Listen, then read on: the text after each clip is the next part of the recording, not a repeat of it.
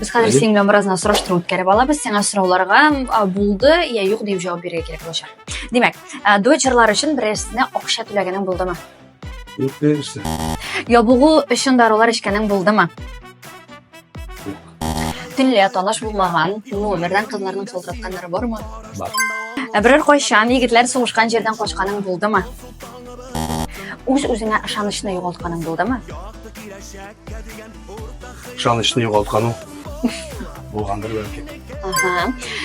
Birinchisidan qo'shar uchun telefon nomeringni almashtirganing bo'ldimi? Yo'q. Seriallar qaraysizmi?